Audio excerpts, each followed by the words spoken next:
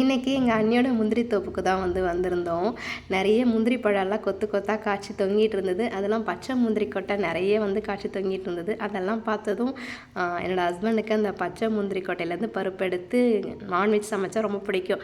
அதனால் பச்சை முந்திரி பருப்பு அந்த கொட்டையெல்லாம் பறிச்சுட்டு வந்தாச்சு. இதை ரெண்டாக அரிஞ்சு ஊசி மாதிரி ஏதாவது வச்சுருந்தோம் அப்படின்னா அதை வச்சு கீனி எடுத்துகிட்டு இந்த மாதிரி ஒரு சுடுதண்ணியில் நல்லா போட்டு ஊற வச்சுட்டோம் அப்படின்னா அந்த தோல் தனியாக பிரிஞ்சு வந்துடும்.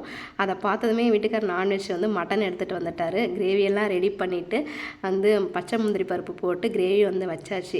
இது எப்படி வச்சுருந்தோன்னு சொல்லிட்டு நான் டீட்டெயில்டாக லாங் வீடியோவில் ஷேர் பண்ணியிருக்கேன். லாங் வீடியோ லிங்க் ஏஆர்எம் மார்க்கெட்டை டேக் பண்ணுறேன். மறக்காம உங்கள் ஃப்ரீ டைமில் செக் பண்ணி பாருங்கள்.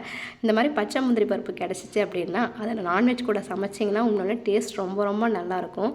மதிய லஞ்சுக்கு சூடாக சாதம், பருப்பு சாம்பார், ரசம் அண்ட் பச்சை முந்திரி பருப்பு போட்ட மட்டன் கிரேவி. மீண்டும் இன்னொரு மினி விலாகில் பார்க்கலாம். பாய்.